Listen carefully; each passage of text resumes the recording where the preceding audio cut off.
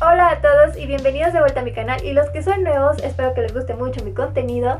El día de hoy, gracias a una petición que me hizo Iván Seuk y también creo que Demian Buesas, respecto a que les hablara un poquito de terror cósmico, voy a hacer sus peticiones realidad porque quiero conmemorar también una fecha muy especial, por lo menos para los amantes del terror, y es que hoy, 20 de agosto, nació nuestro adorado H.P. Lovecraft. Oh sí, y qué mejor fecha que hoy para hablar un poquito respecto a sus historias, ¿no? Me voy a enfocar más en la llamada de Cthulhu. Si ustedes no saben, está integrado por 3 relatitos. Bueno, en realidad todos los mitos de Cthulhu fueron relatos escritos sin relación aparente, sin embargo, pues sí vienen todos como de un mismo núcleo, ¿no? Por eso es que después sí pudieron hacer las recopilaciones y juntarlos todos, ¿no? Pero en realidad en sí son historias cortas que fue creando poco a poco. Miren, aquí tengo todos los libritos que son como de bolsillo, pero vienen como todas las historias cortas. Sin embargo, el día de hoy me quiero concentrar en El signo de Cthulhu. Es esta versión, contiene la llamada de Cthulhu, entre otras historias cortas más, entonces sí se lo recomiendo ampliamente, porque si se fijan son hojas amarillentas y en realidad las letras no son muy grandes, pero no es difícil de leerlo, ¿ok? Además, miren, cuenta con dibujitos bastante bonitos. Bueno, a mí me encanta que tengan este tipo de detallitos al respecto. Y sin más preámbulos, voy a comenzar con la lectura del texto. La llamada de Cthulhu. Encontrado entre los papeles del recientemente fallecido Francis Wayland Thurston, de Boston. De tal suerte de poderes o seres portentosos, bien puede concebirse que sobreviven. Una supervivencia de un increíblemente remoto pasado, cuando quizás se manifestó la conciencia en figuras y formas que hace mucho se retiraron ante el avance de las mareas humanas. Formas de las cuales solo la poesía y la leyenda han atrapado un recuerdo fugaz y los llamaron dioses, monstruos, seres míticos de todos los tiempos y especies. Algernon Blackwood. El horror en arcilla. La cosa más misericordiosa en el mundo, creo yo, es la imposibilidad que tiene la mente humana para correlacionar todo lo que ella contiene. Vivimos en una isla de plácida ignorancia, en medio de los negros océanos del infinito, y no fuimos destinados a llegar mucho más allá de esta. Las ciencias, cada una moviéndose en su propia dirección, hasta ahora nos han dañado poco, pero algún día la combinación de los conocimientos disociados nos abrirá tales panoramas aterradores de la realidad y de nuestra frágil posición en ella, que habremos de enloquecer ante la revelación, o bien de huir de la luz hacia la paz y seguridad de un nuevo oscurantismo. Los teósofos han especulado acerca de la asombrosa grandeza del ciclo cósmico, en el cual nuestro mundo y la especie humana solo son incidentes transitorios. Han sugerido la existencia de extraños sobrevivientes, en términos que helarían la sangre si no estuvieran enmascarados por un sensiblero optimismo. Pero no se debe a su forma que el solo atisbo de esas eras prohibidas me haga sentir un escalofrío cuando pienso en ello y me trastorne al soñarlo. Este, como todos los atisbos espantosos a la verdad, ocurrió por una accidental combinación de factores inconexos. En este caso, de un viejo artículo de periódico y de las notas de un profesor muerto. Espero que nadie más logre hacer esta vinculación. Ciertamente, si sobrevivo, de manera consciente jamás aportaré un eslabón a tan horrenda cadena. Creo que el profesor también intentó mantener el silencio respecto de la parte que él conocía, y que hubiera destruido sus notas si la súbita muerte no lo hubiese sorprendido. Supe del asunto por primera vez en el invierno de 1926 al 27, a raíz de la muerte de mi tío abuelo George Gamel Angel, profesor emérito de las lenguas semíticas en la Universidad de Brown, Providence, Rhode Island. El profesor Angel era ampliamente reconocido como una autoridad en inscripciones antiguas, y con frecuencia lo consultaban los directores de importantes museos, de tal manera que su muerte, a la edad de 92 años, puede ser recordada por muchas personas. A nivel local, el interés vio intensificado por una naturaleza poco clara de la causa de su muerte. El profesor sufrió un infarto mientras regresaba del barco en Newport, desplomándose de súbito, como dijeran los testigos. Los médicos no encontraron ningún desorden visible, pero concluyeron perplejos, tras debatir el caso entre ellos, que alguna desconocida lesión del corazón resentida por el rápido ascenso de un hombre tan viejo por una colina empinada fue la responsable de aquel final. En ese momento yo no vi razón alguna para estar en desacuerdo con ese dictamen, pero a últimas fechas pienso que hay que cuestionarlo. Hay que dudar de este por completo. Como heredero y albacea de mi tío abuelo, pues murió viudo y sin hijos, se esperaba que yo revisara sus papeles con cierto rigor y, para ese propósito, mandé su colección completa de archivos y cajas hasta mi casa, en Boston. Mucho del material que clasifiqué sería publicado más tarde por la Sociedad Arqueológica Estadounidense, pero había una caja que me pareció desconcertante en extremo, por lo cual sentía gran aversión, en particular ante la idea de mostrarla a los ojos de alguien más. Estaba cerrada y no encontré la llave, hasta que se me ocurrió examinar el llavero personal que el profesor llevaba en su bolsillo. En efecto, ahí estaba, y tuve éxito en abrir la caja, pero cuando lo hice, descubrí que ahora me enfrentaba a una barrera más grande y cerrada más herméticamente. Porque, ¿qué podía significar el raro bajorrelieve de arcilla y las inscripciones, palabrería y cortes inconexos con los que me encontré? ¿Se había hecho mi tío a su edad avanzada más crédulo de las imposturas más evidentes? Decidí buscar al excéntrico escultor responsable de la aparente perturbación de la tranquilidad mental de un anciano. El bajorrelieve era un tosco rectángulo de menos de 2,5 centímetros de espesor y con un perímetro total de 12 por 15 centímetros. Su origen moderno era obvio. No obstante, el aire de sus diseños sugería que estaban muy alejados de ser actuales porque, aun cuando los caprichos del cubismo y futurismo son muchos e irracionales, a menudo no reproducen esa críptica regularidad que subyace en la escritura prehistórica. Y con certeza, la mayor parte de estos trazos parecía pertenecer a algún tipo de escritura, aunque mi memoria fallaba por completo en identificar este tipo en particular, y tampoco me da un mínimo indicio de su remota pertenencia, ni cotejando la mayoría de las notas y colecciones de mi tío.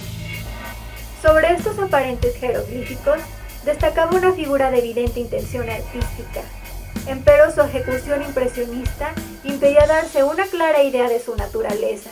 Aparentaba ser una especie de monstruo, o un símbolo que representaba un monstruo, de una forma que solo una imaginación enferma podría concebir. Si digo que mi imaginación, un tanto extravagante, formaba imágenes simultáneas de un pulpo, un dragón y una criatura humana, no me alejaría de la esencia de esa cosa. Una cabeza octopoide, con tentáculos coronaba un cuerpo grotesco y escamoso con alas rudimentarias, pero era el perfil general de todo el conjunto lo que lo hacía tan impresionantemente aterrador. Tras de la figura, había una vaga sugerencia de arquitectura como fondo. Las notas que acompañaban con rareza provenían no solo de un cúmulo de recortes de periódicos, sino de la mano reciente del profesor Angel, quien no había hecho ni el menor intento por darle un sentido literario. Lo que parecía ser el documento principal llevaba el encabezado de Culto a Cthulhu, en letras de molde muy bien escritas para evitar la lectura equivocada de una palabra tan desconocida. Este manuscrito se dividía en dos secciones. La primera tenía rotulado 1925, El sueño y la obra onírica de H.A. Wilcox. Y la segunda, narración del inspector John R. LeGrasse, notas acerca de la misma. Los otros papeles manuscritos contenían notas breves, eventuales crónicas de los sueños extraños de distintas personas, algunas citas de libros y revistas teosóficos, notablemente de Atlantis y la Lemuria perdida de W. Scott Elliot, y otros comentarios que mencionaban sociedades secretas y cultos encubiertos que habían sobrevivido por largo tiempo. con referencias a secciones en libros de consulta mitológica y antropológica, tales como La rama dorada de Fraser y Cultos de brujas en Europa Occidental.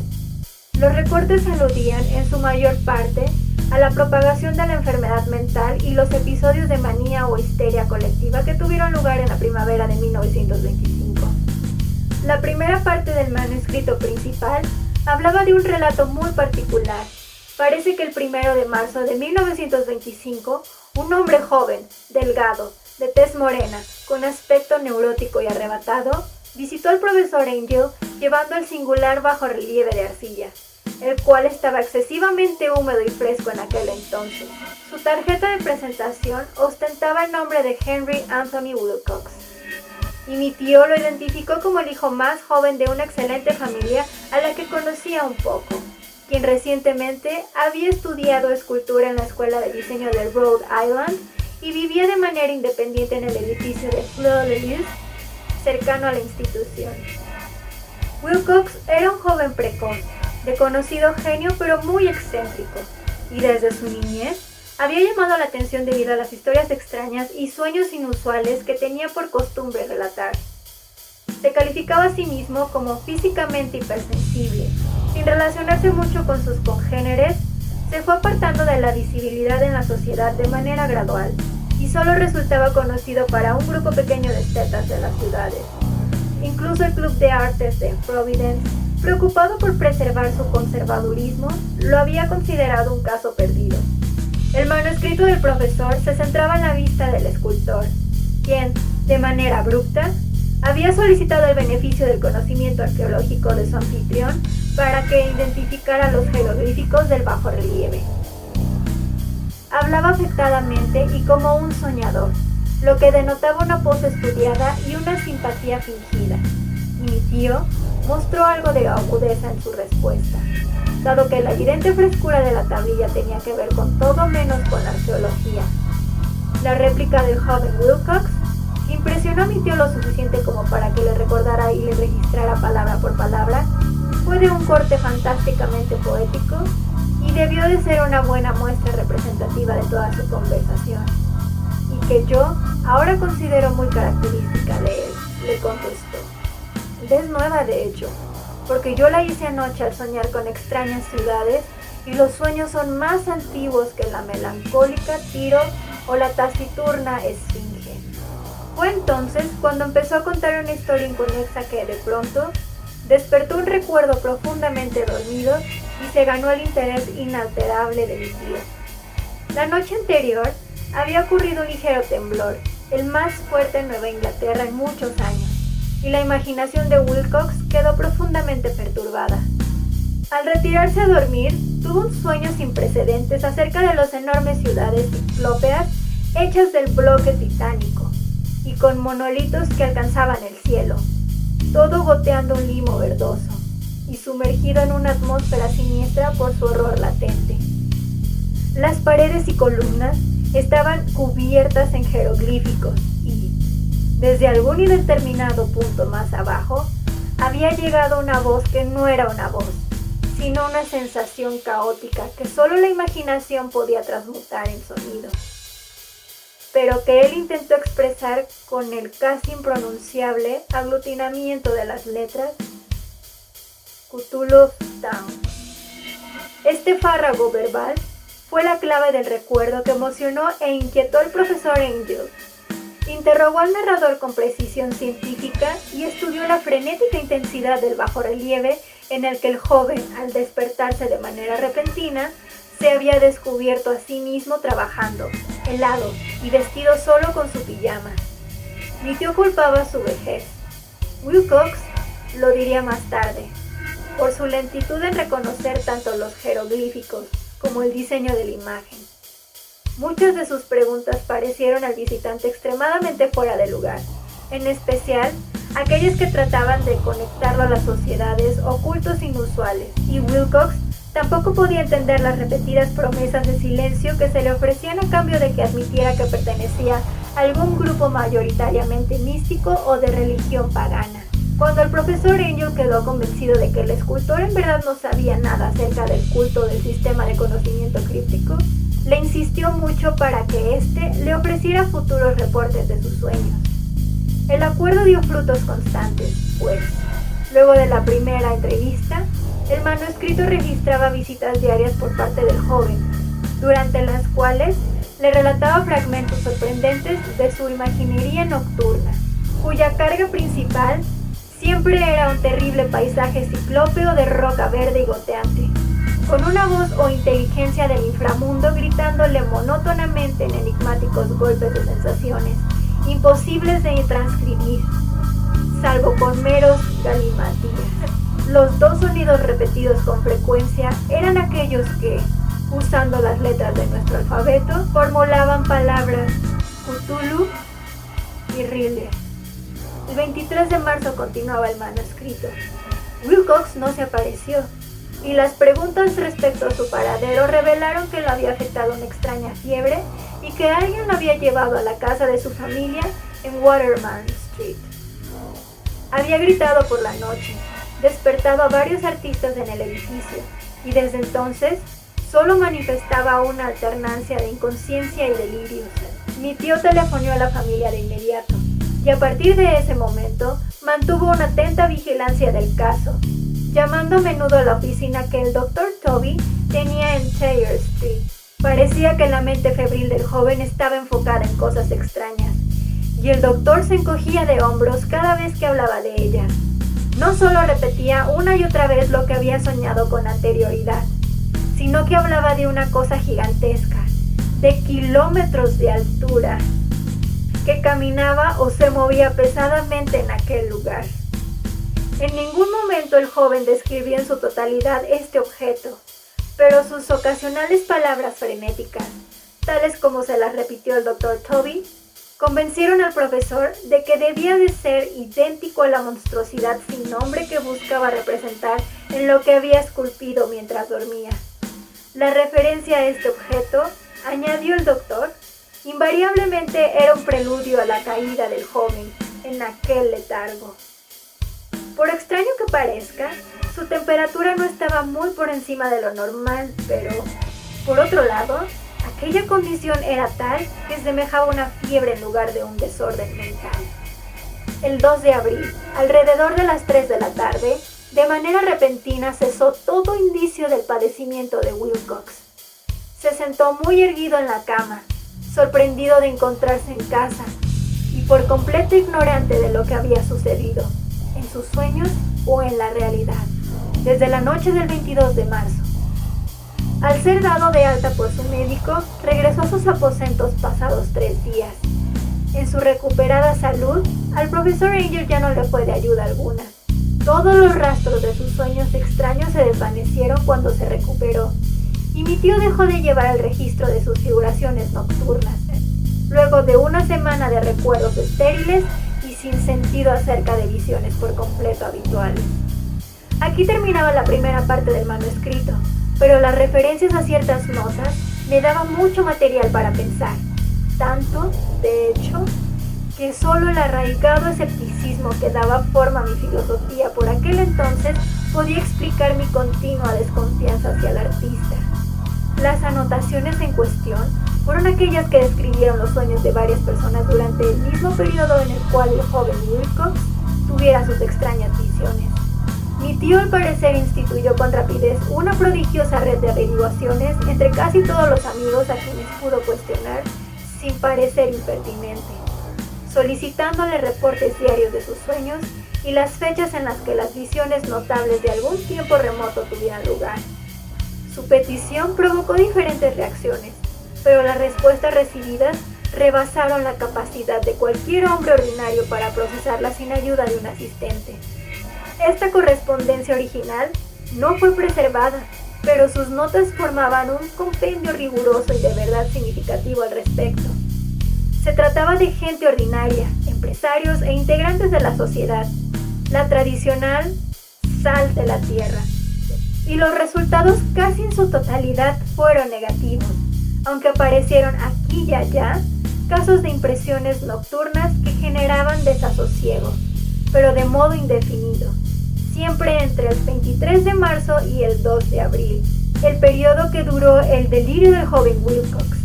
Al parecer, los científicos fueron un poco más afectados, pues 4 casos de descripciones vagas sugieren vistazos fugaces a paisajes extraños, y en un caso se menciona un pavor a cierta cosa anormal.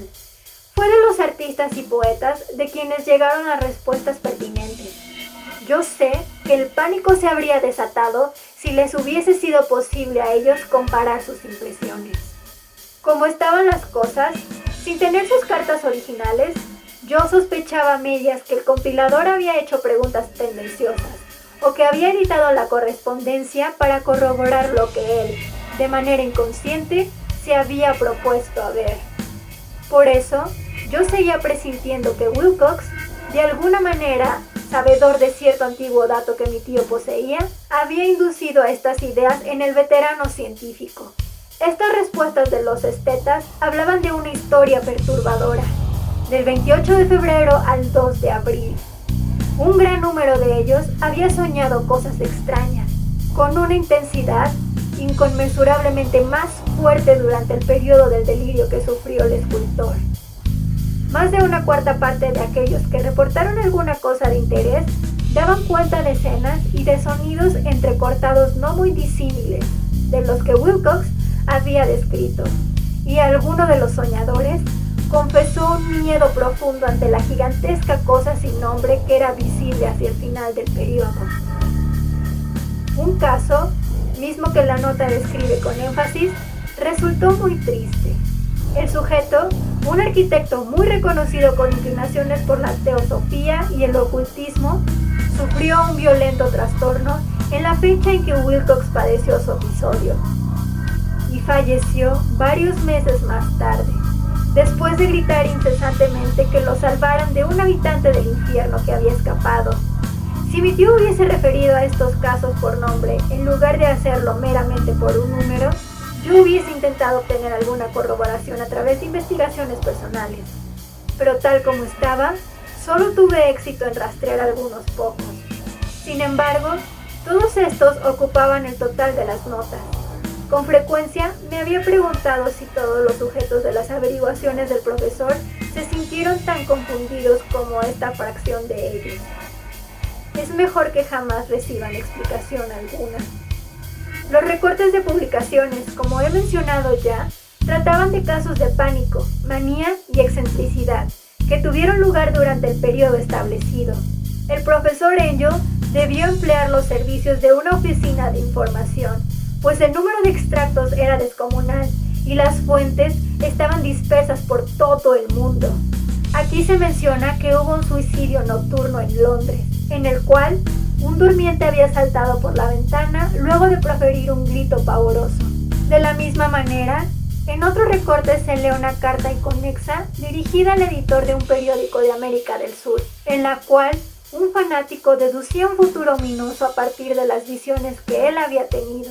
Un comunicado de California describe a todos los integrantes de una colonia teosófica vistiendo algo parecido a túnicas blancas para alguna consumación gloriosa, la cual nunca llega, mientras que fragmentos provenientes de la India hablan con reservas acerca de una seria intranquilidad entre la población nativa en la madrugada del 22 al 23 de marzo. De igual manera, en el oeste de Irlanda, lleno de leyendas y rumores quiméricos, un pintor fantástico llamado Ardois Bruneau colgó un blasfemo paisaje onírico en el salón de primavera. En fin, son tan numerosos los sucesos problemáticos que se registraron en los sanatorios para enfermos mentales que solo un milagro pudo evitar que la fraternidad médica notara extraños paralelismos y llegase a conclusiones desconcertantes. Así pues, se trataba en su totalidad de una colección inusual de recortes, y en estos días apenas puedo creer el insensible racionalismo con el que los hice a un lado.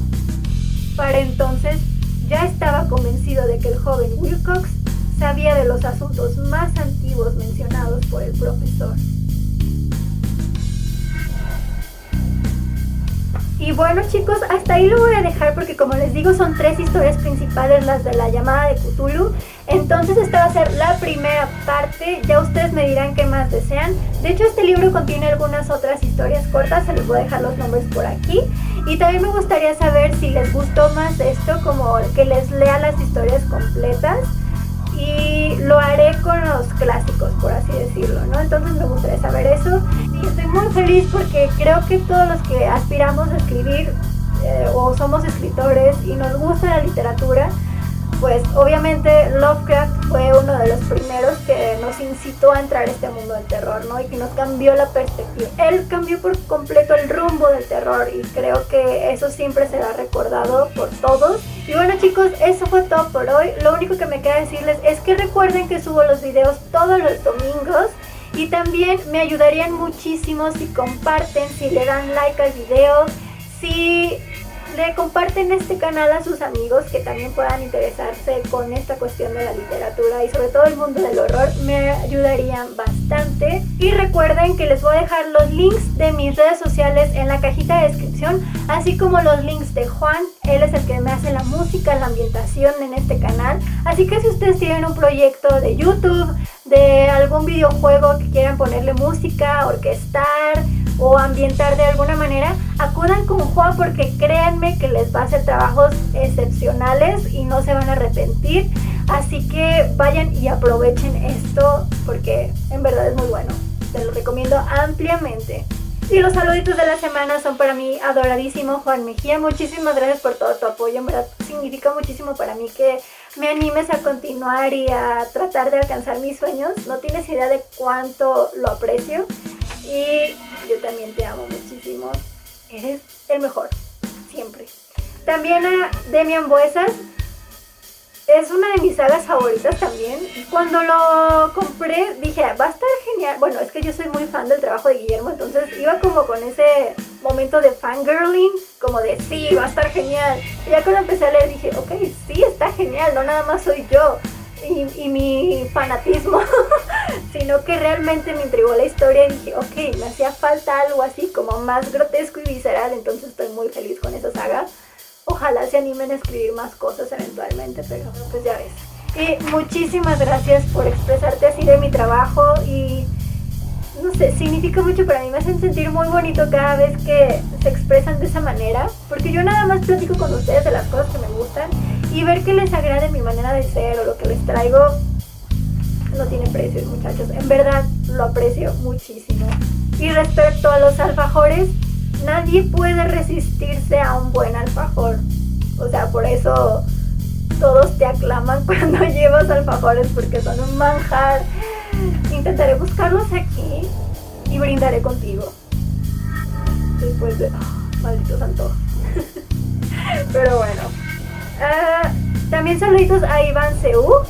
Sí, te digo, en verdad no te vas a arrepentir cuando los compres porque tiene una historia bastante genial. Y creo que eres como Demian y yo, que te gusta como ese tipo de libros, entonces sé que te va a fascinar la saga de Nocturna.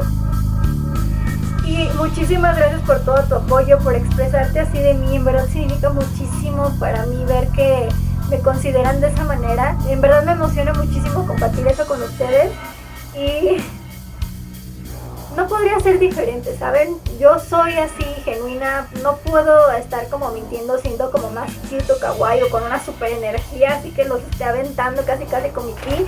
O sea, no. O sea, sí hago bromitas, pero no he podido como pretender ser algo que no soy. Nunca lo voy a hacer, así que si les agrada como soy, les agradezco mucho. En verdad, creo que tengo los mejores suscriptores del internet. Y los adoro a todos, y me encanta y muchísimas gracias por compartir esto conmigo. Y también por último a Fidel Sibelius, muchísimas gracias por tu apoyo, me encanta verte por aquí, cada vez que me pidas saludos sabes que yo lo voy a hacer con mucho gusto. Y bueno chicos, eso fue todo por hoy, yo les mando un beso, un abrazo y nos vemos hasta la próxima.